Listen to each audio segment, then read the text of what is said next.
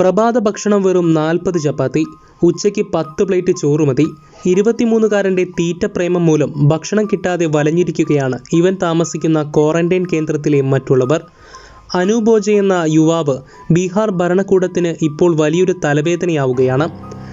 Quarantine കേന്ദ്രത്തിൽ കഴിയുന്ന ആളുകൾ പലപ്പോഴും അധികൃതർക്ക് തലവേദനയാകാറുണ്ട് എന്നത് സത്യമാണ്.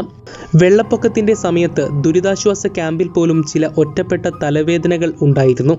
ഇത്തരക്കാരുടെ മോശം പെരുമാറ്റമായിരിക്കും പലപ്പോഴും പ്രശ്നം സൃഷ്ടിക്കുന്നത്.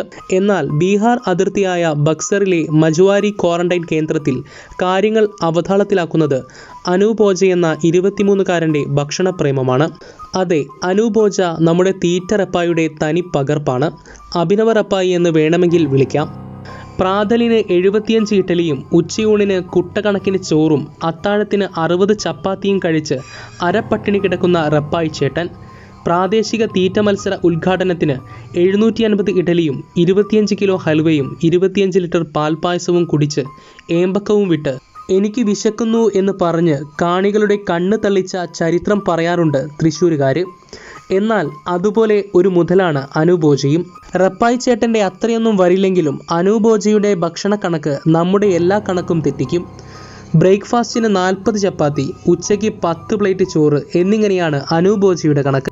രാജസ്ഥാനിലേക്ക് ജോലി തേടിപ്പോയ ഓജ കോവിഡ് വ്യാപനം കാരണം നാട്ടിലേക്ക് മടങ്ങുന്ന വഴിയാണ് ബീഹാർ ഉത്തർപ്രദേശ് അതിർത്തിയായ മഞ്ച്വാരയിലെ ഗവൺമെൻറ് ഹൈസ്കൂൾ കോമ്പൗണ്ടിൽ തയ്യാറാക്കിയ ക്വാറന്റൈൻ കേന്ദ്രത്തിൽ എത്തിപ്പെടുന്നത്.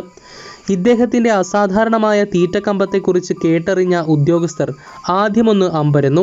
ഏതായാലും ഉച്ചഭക്ഷണ സമയത്ത് അഭിനവ റപ്പായിയെ കാണാൻ ക്വാറന്റൈൻ കേന്ദ്രം സന്ദർശിച്ചിട്ട് തന്നെ കാര്യമെന്ന് അവർ തീരുമാനിച്ചു.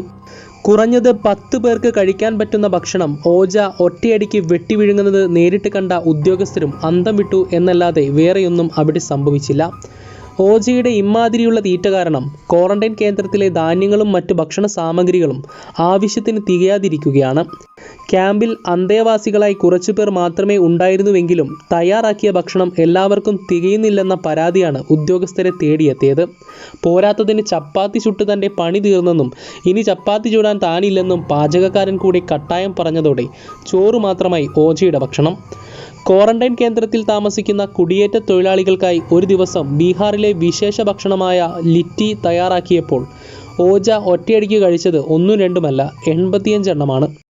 എന്നാൽ block development officer Ajay Kumar Singh ഓജയെ പിന്തുണച്ച് രംഗത്തെത്തിയിട്ടുണ്ട്. തീറ്റ റപ്പായിയുടെ അമിത വിശപ്പിന് കാരണം ആമാശയത്തിലുണ്ടായിരുന്ന ഒരു രോഗം മൂലമാണെന്ന് കേട്ടിട്ടുണ്ട്.